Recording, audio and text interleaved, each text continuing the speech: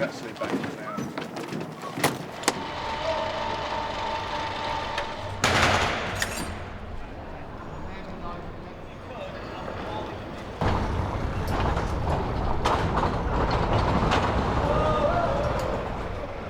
My name is... I knew this at the start of the tour. I knew it. It's coming back to me. Brian Diggins, I think my name is. I'm not completely sure. But that's what happens when you've been out since May. And as you can see, here we are at the lovely Hartwell. Look, last time I could remember my name when we were here. This being a rather delicious arena. And just as an aside, there was a very lovely lady who'll remember herself over there. I didn't say that. She was dressed very strange and ended up with the murder dolls. Say no more. So anyway, welcome. This is where I work. And as you can see, there's not very much here. Still waiting. When it all comes up, I'll be very pleased to show you around what we do in our job. You've seen the other guitar techs restringing their guitars and things. So I think it's time for you to actually see how we put it together, how we mess everything up, basically. Whose guitar tech are you? It'll come to me. It's another thing Dave Murray. Possibly, I can't say he's the loveliest man in rock because people will think I'm, you know, but he is. He's a fantastic fella to work for. You couldn't ask for much more.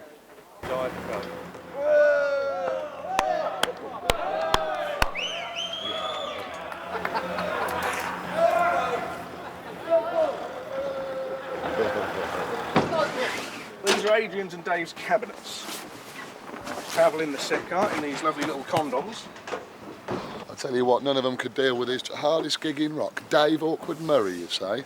Dave, throw my toys around every day. Smash them guitars to pieces and have to rebuild them out Talk of to you matchwood. like rubbish, you say? I don't know why you put up with it, Andy. No, I don't know. Needless to say, the biggest lie in rock then.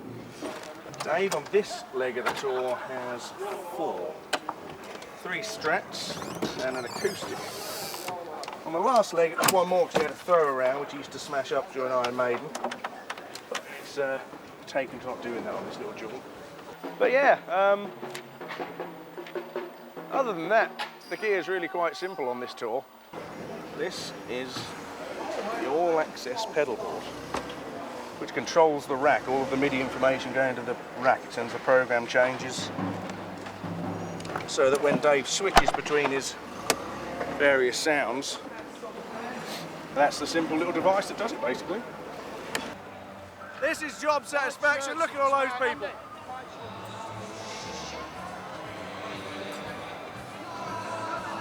Every day is a pleasure. Well, I'm Yannick. I look after I'm Andy Corns. I look after Yannick Gers, guitars and stuff he uses for the show. There's so much going on into putting the show together that obviously there is a queue of what needs to go up first. Obviously we're the last to go on stage, which is good, which is a good thing, I suppose. Pink one here is the one that he throws around a lot, and it's a pretty old guitar.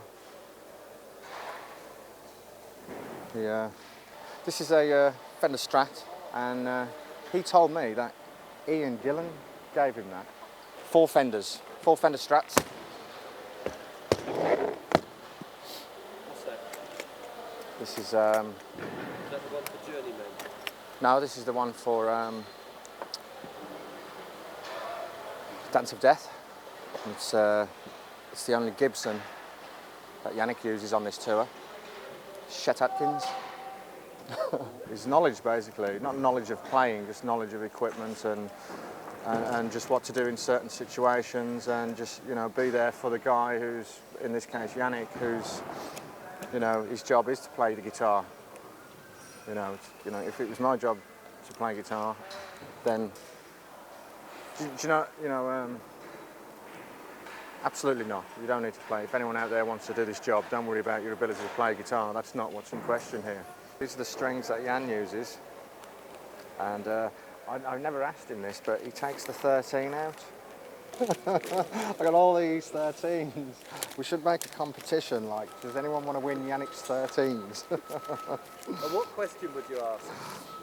Which string does Yannick not use? It's called graphite, and it's just like little bits of powder, because there's just a regular nut on this guitar.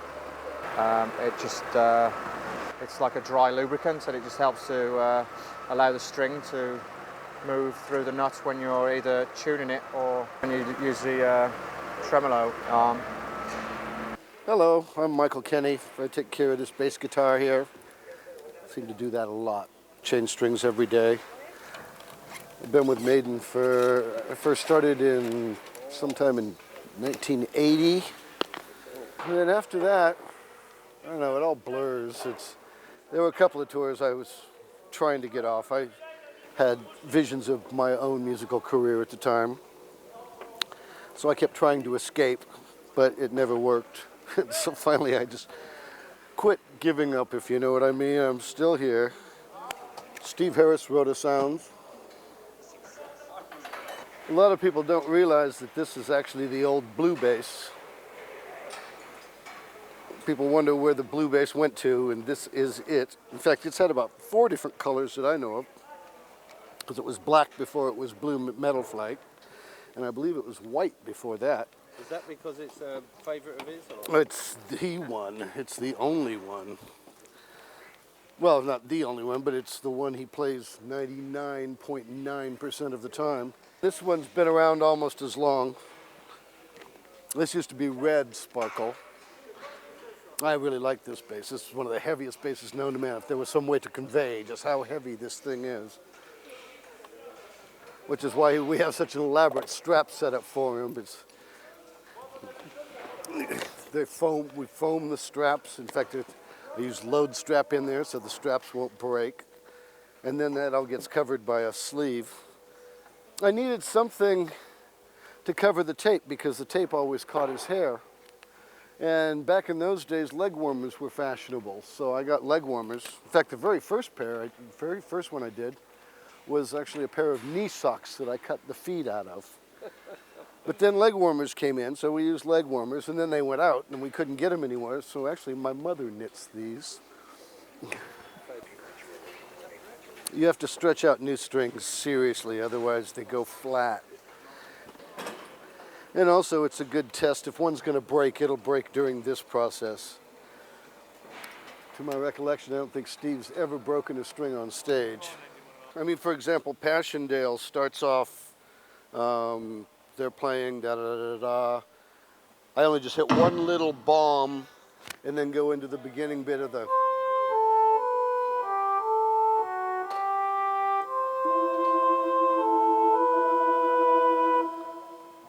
Then it just a foot switch kicks me off.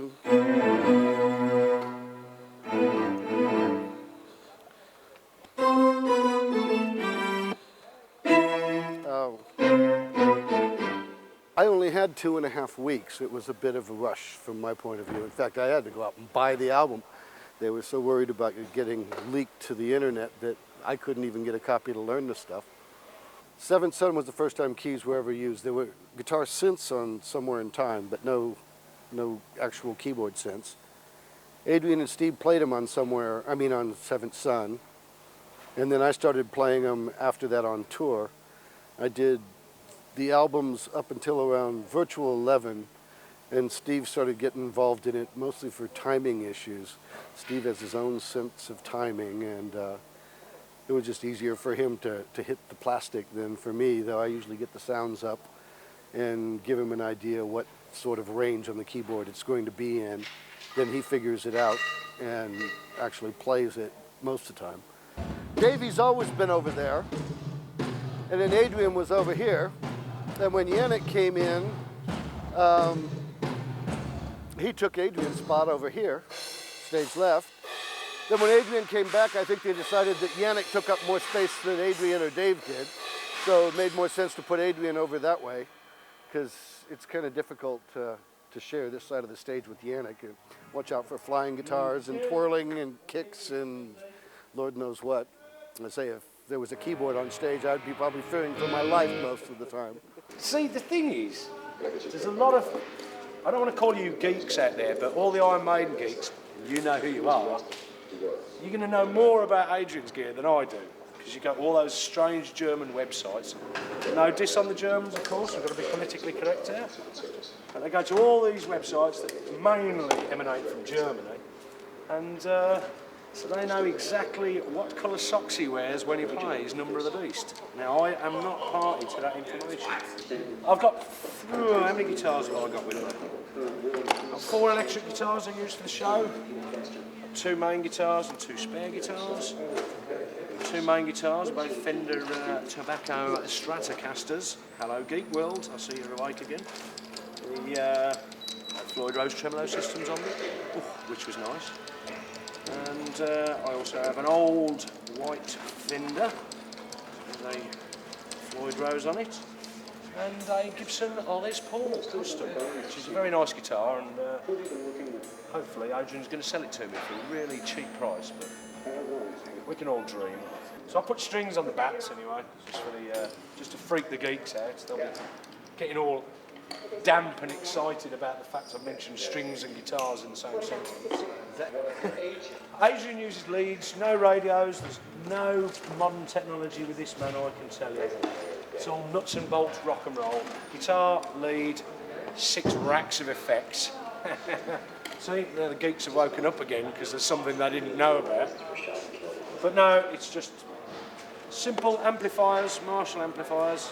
That's my amp sorted for Christmas. Thank you, Marshall.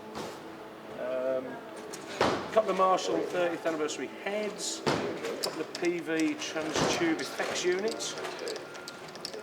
See, no JMPs are the geeks. Ah, you. Nobody's been updating the website, have they? And into 2 Marshall power amps. It makes a bally good rock sound, I must say. Take care of my very precious cricket bats, you know. Oh, I love them with my heart. Bye from him until we see you up on stage. Love your work. I don't care about the Raiders or the 49ers. Love your work. Yeah. Red light goes off. Yeah. My name's Peter Clark. I'm Nico McRae's drum tech. Have been for the last 5 years. A Premier kit.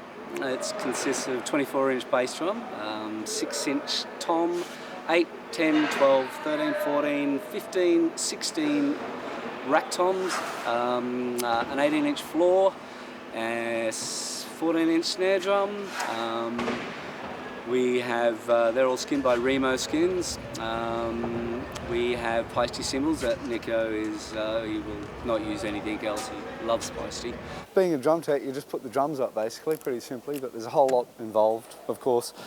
Of course, you've got to change the skins. I usually change the skins every 2 to 3 shows. Summertime, usually it's definitely every 2 shows, I don't know why. These things on here are just little tube bits covered by gaff. It's where the cymbal would hit the rim if it wasn't there, so it's just to protect the cymbal and protect the chrome. Yes, Nico's tried and true. He is Peisty boy all the way through. I've happily won a £100 bet on what cymbals he uses with a chap who, well, apparently doesn't know all about what he thinks he does. He was so confident that he knew what he was talking about. I'm just going to look around and make sure he's not watching. He'll probably hit me. We're not musicians or anything like that. We don't play the music. We just make sure that they get through the show with, you know, all the equipment they need to finish the show. And usually you can, if something does go wrong, you can usually make it work or hold together for the rest of the show. And then, yeah, the next day may be a bit of a problem depending on how much work you've got to do to fix a certain problem. But at this stage, you pretty well know what, what you've been placed with. You know, the guys that come in and set the lights up and the rigging, there's usually all problems like that happen and sort out well before, us boys with the back line get to come up and play. So he probably has, I couldn't even guess how many kids he's had. I've been with him for 5 years and he's probably had half a dozen kids during that time.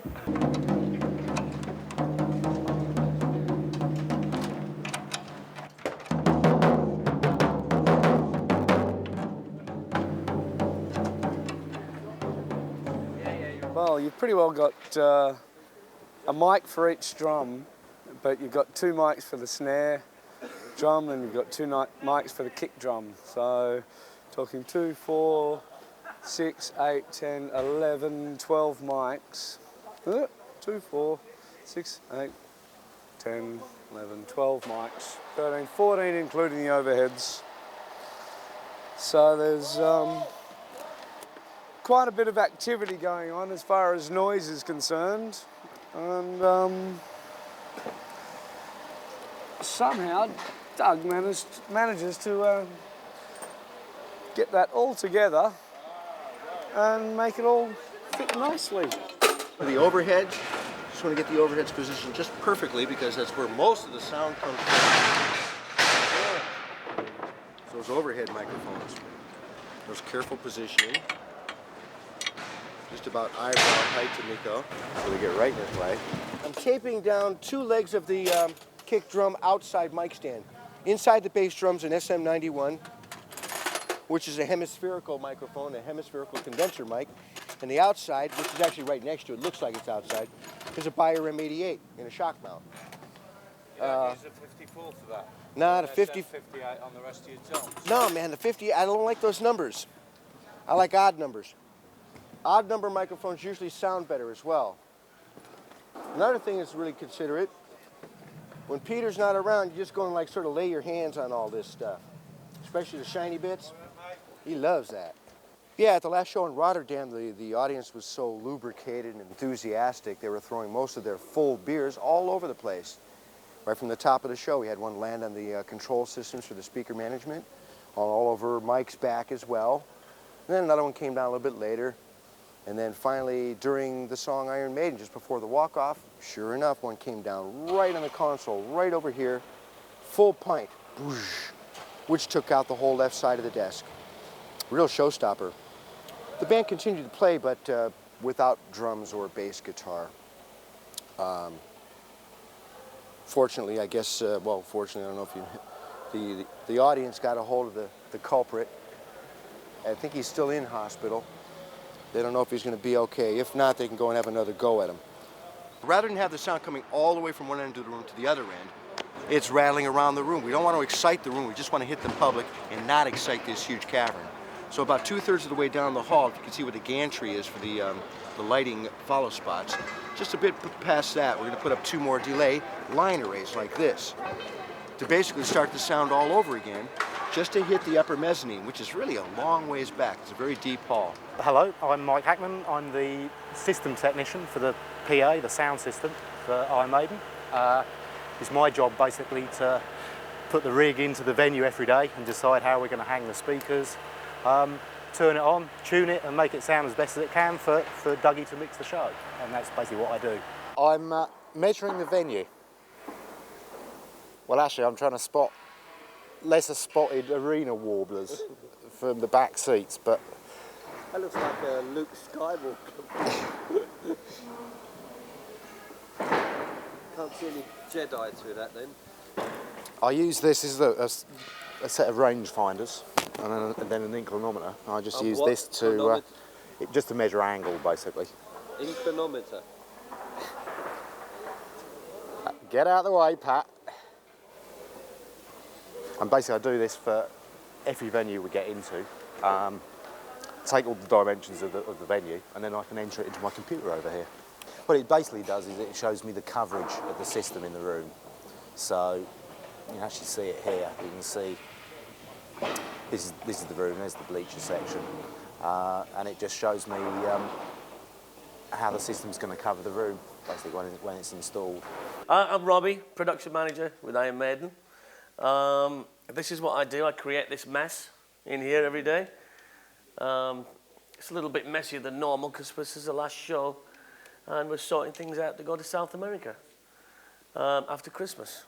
I mean, I started off as Adrian's guitar tech on the Power Slave tour, and then progressed on to stage manager. I was David's guitar tech and then production manager.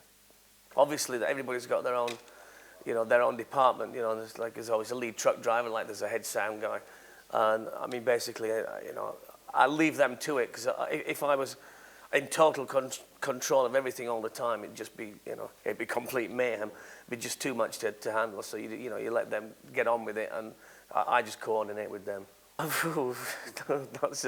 That's a question. I've worked with Maiden. I'm into my 20th year now. I know. 20 years. 20 years, yeah. Yeah, it seems like a lifetime. You haven't got any reprieve at all, no?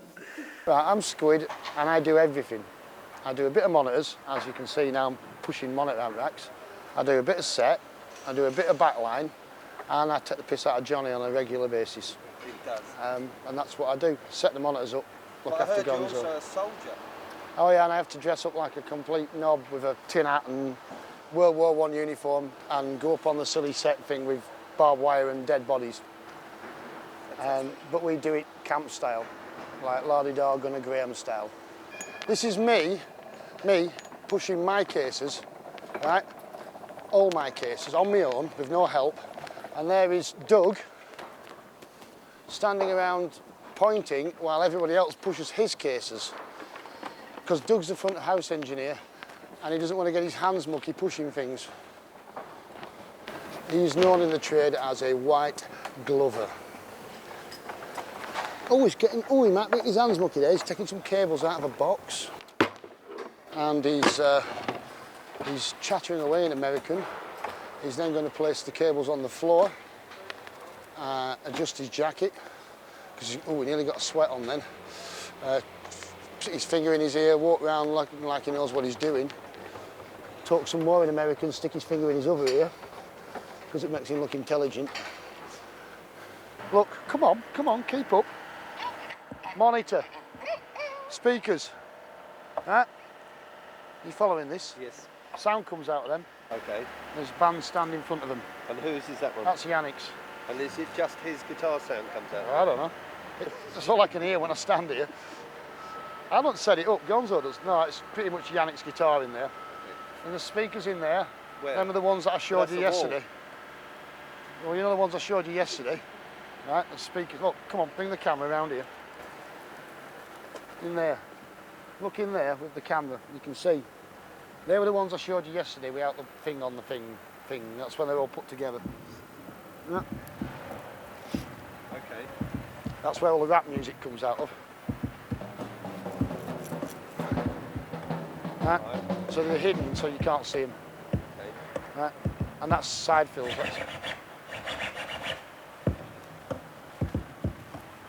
Right. And you've got Steve's monitors. He has two because he's the boss. Okay. And he needs it to be louder, so he has two. And he likes to stand on both sides of them, you see, so that's why he's got two. Okay. So he can stand on this side, or he can stand on this side. See? They're a prop. And they've got the drums and stuff in them. The only thing that isn't in anything on stage, apart from the drums fills, is the bass guitar. Because that's that loud out the back line that it doesn't need to be anywhere else. Then we come to Bruce's wedges. As you may have noticed, they're different than everybody else's. These are Bruce's wedges, and this is why they're Bruce's wedges. You need to get a big camera shot on this, and I'll show you why these are Bruce's wedges, because you can do this. And they don't move. And you can do this. And they don't move. And they make him look taller. That's why they're there. They don't sound any different, they're just very good. Especially imported from Belgium. Yeah, they're from a Belgian company. The only place they make them is in Belgium. That's why they look so boring. And then we've got Adrian's wedges. Now these are definitely a prop, because Adrian has in-ear monitors. He doesn't use his wedges. He has little in-ear monitor things that fit in his ears. Right, fit in his ears like that. So he can listen to his stuff everywhere. It's like having headphones on, everywhere he goes. So these are just here as a prop, and for the support band. Nothing comes out of them during the Iron Maiden show. Somewhere to hide his fan. That's a pedal board, I don't know anything about them. Apparently you press them, makes different noises come out. Then you've got Davy's wedge. As you can see, you know it's Davy's because it's got a big chunk missing out of it, where for the last 20 years he's been sliding his guitar on it. So that's how we know that's Dave's. Then you've got some more big ones in there, right, like the other side. Then we've got these little ones. What are they for? That's for when Bruce is on the set, so he can hear himself when he's up there. And there's 4 of them.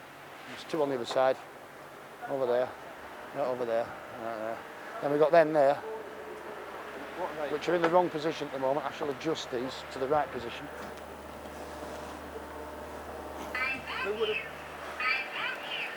Oh, isn't that sweet?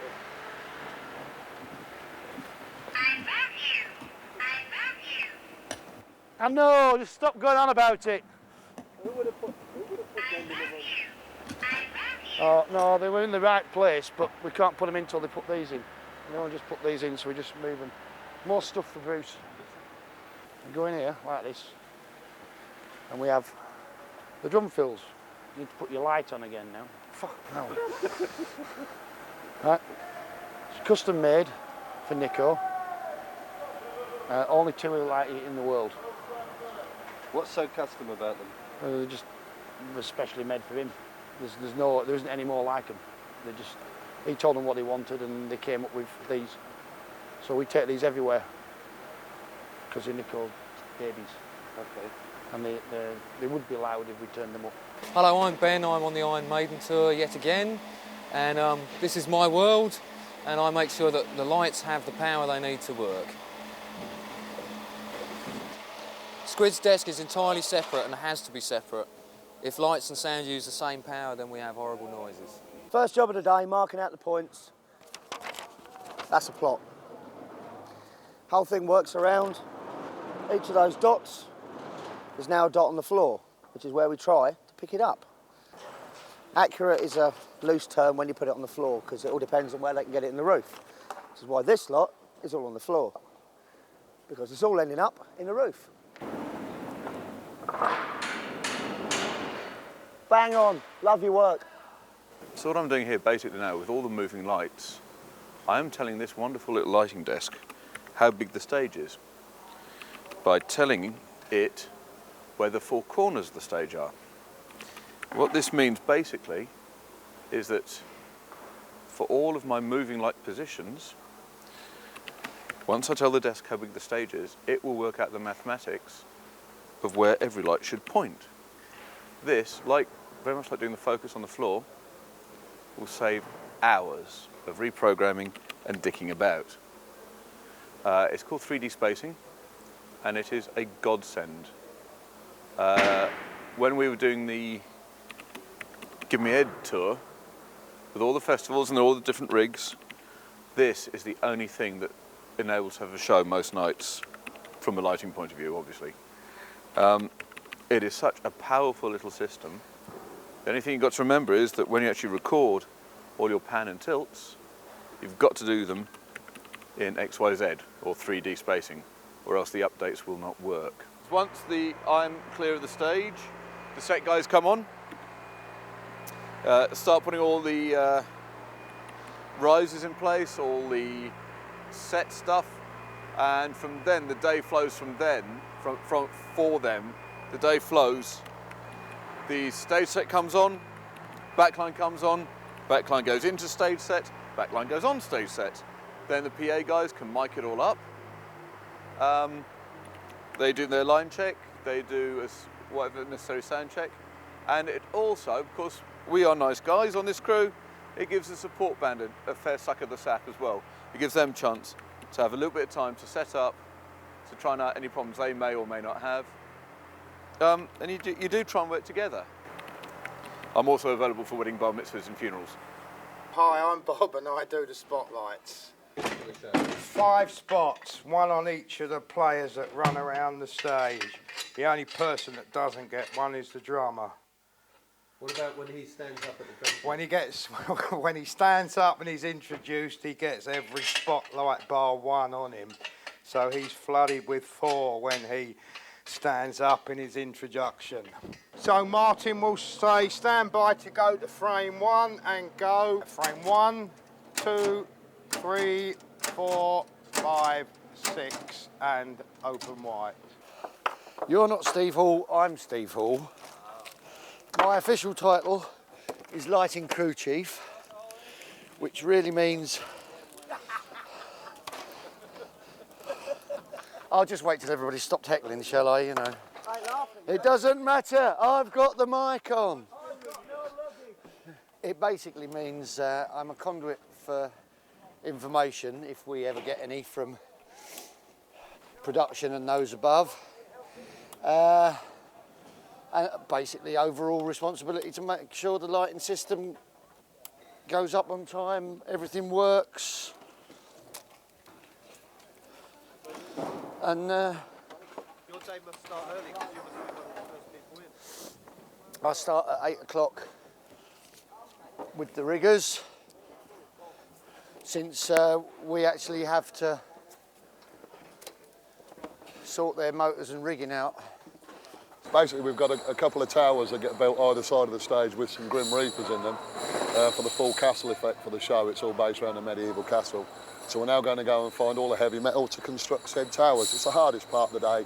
Nobody else appreciates it, but then we don't like to talk about it, Johnny. We just get on with what we do. No, I don't want any more thanks. Excuse me, Johnny. Reaper coming through.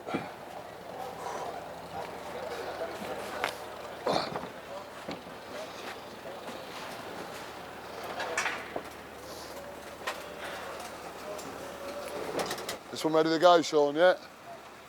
I'm just screwing my Reaper now, Johnny. It's one of the more difficult tasks of the day. Your Reaper always needs a good screwing before you leave it in position.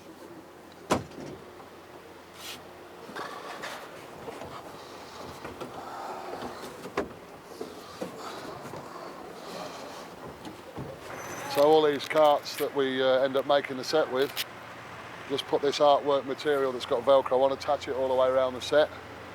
And amazingly enough, as if by magic, it'll end up looking like a medieval castle. Have you ever seen such a pair of helmets in your life, Johnny? A hard, shiny red.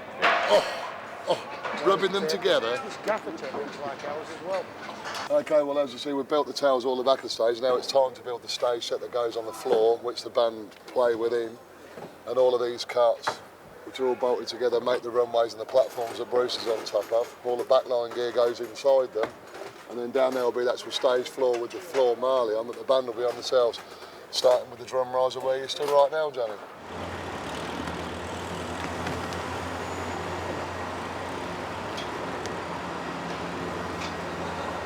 I'm just going to check. Paul's now going to inspect everything and make sure that everything I've done is right. Is that the Ministry of Shadow? It is indeed the Dark Lord. Hi, I'm Paul. Yeah, and what do you do? Not a lot if I can help it. At the moment, I'm putting drapes up. Ashley said you're in at 4:30 in the morning building the stage. We build the venue, the stage, drive the trucks, as he said, maybe pop out for a paper and a cup of tea, and then get in before everybody else arrives. That must be the That's why we look tired and haggard most mornings. People be... don't realise that we've been there all day. That must be the toughest job on the crew then. Well, yeah, but we don't like to talk about it. A rundown of my day. What's the first thing you have to do, the drapes? No, build the truss. Put the truss together, well, wait for the points, put the truss under it, then put the tab track, this is this rail, on, and then the drapes on, and then it'll go up in the air.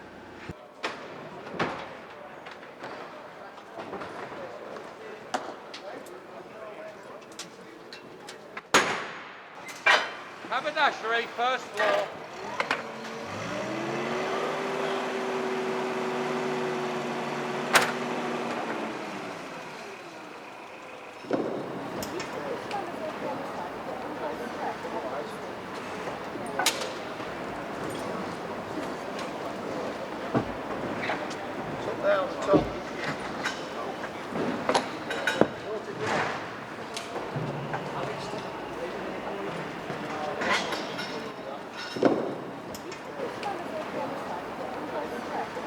We have the big eddy that comes up behind the set on motors, those motors which are above your head at the minute.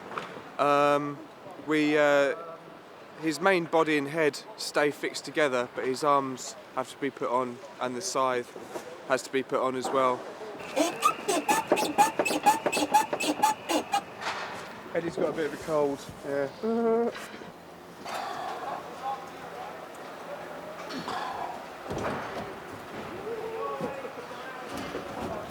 Hi, I'm Johnny Burke. I do all the Iron Maiden video on the road, video in the shows, video in the crew interviews, and any other fun and misbehaving that goes on. I get to see both sides of it, from the band side and from the crew side, so that can be entertaining at times. And my job is to document everything that goes on. One of the things I have to do every day is the Pro Tools rig records 34, 36 channels of audio every day, and it goes onto a SCSI system.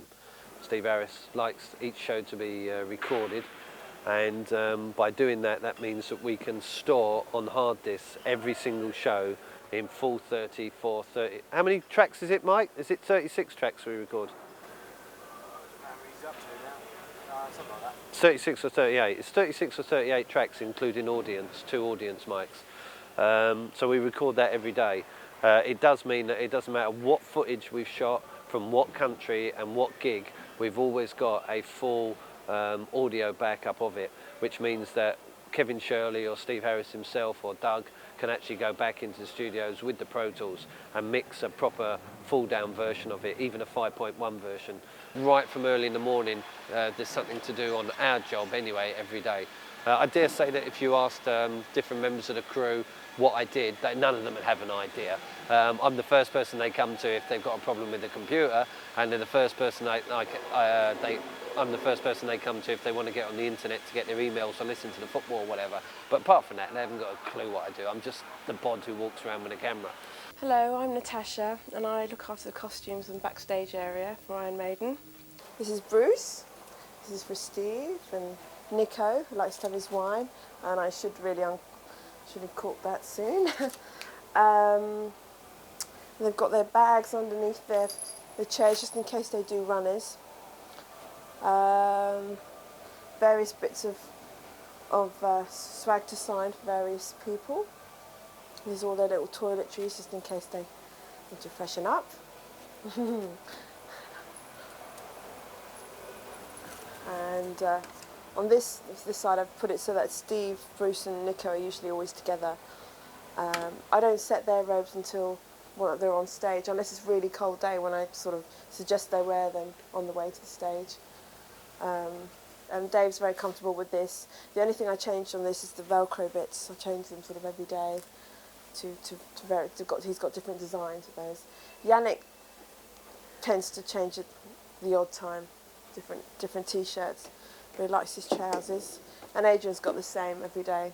Food isn't actually here yet, but Kai from catering will be putting out their plate of meats and dips with carrots and various vegetables, raw vegetables. They've got cattle to make themselves a cup of tea. But Adrian and Yannick usually go to catering for that. I think they're quite sociable. These are Bruce's costumes for stage. He's about 2 quick changes, which is quite fun. And I've got to make sure he has a box, which is this. During the show, where he has a little coffee and a little light and some, this is a mask. Very nice, wears them. What are they for? This is for the song Dance of Death, where he plays a sort of a storyteller. And he has that on and this over, so that, well, it's a bit of sort of play, really, a bit of a play act. And the last costume, I mean, this is for Passchendaele, sort of the army sort of trench coat, and he wears this on top on his head. Like that. Being in Europe, it was very difficult to get a new one out, so I just go out to the laundrette. But a dryer is very, very handy, so I can just keep checking the drying, and then I just have to make sure they iron everything, and well, just make them look as nice as possible. T-shirt, very nice. So Whose is that? This is Steve's. Does he always wear that? He always wears it, and he's got a favourite pair of trousers too, which he doesn't like to part with.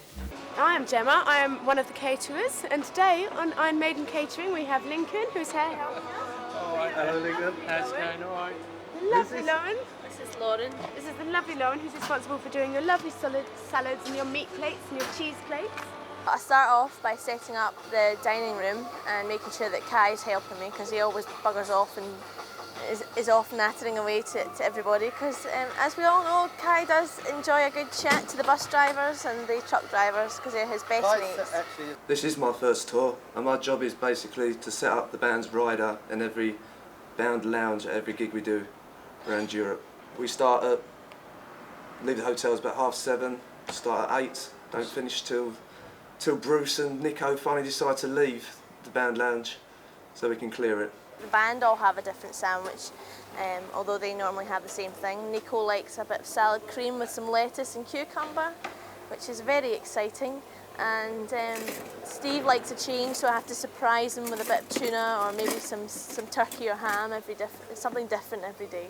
Bruce doesn't have a sandwich. He likes a bit of boiled chicken and some boiled carrots and some boiled broccoli, which must be pretty boring, but I'm sure that's what he likes, and that's what he likes. So. I mean, everything is prepared by us. And yes, we get it in daily. Susie usually goes out with the runner and shops in the morning, and we get lots of stuff from the butchers and cash and carry and just the local places that we are. We've got lots of vegetarians. We've got one vegetarian that doesn't eat vegetables, but we're training him, and he's slowly and surely is getting better. So everything gets shipped with us, everything we go. We have our cooker, we have our fridge. We have actually 2 cookers, 1 electric, 1 gas, 1 fridge, 2 fridges actually. And we've got about 12 cases in all that we cart around with us. Some venues, like today, they have their own cookers, so we don't have to get ours out, which is very nice, and it makes our day much easier. We do breakfast, lunch and dinner, and our numbers are supposed to be 50, so we'll be doing about 150 meals throughout the day. When we're in Germany, it's okay, because we can get German beer, and that's nice, and they like that. But when we're in other countries like Italy or Spain, we can't get any real ale, and some of the band like Boddingtons and it's things like that you can't get hold of, or their Gatorade, which they like to have before they go on stage to give them energy.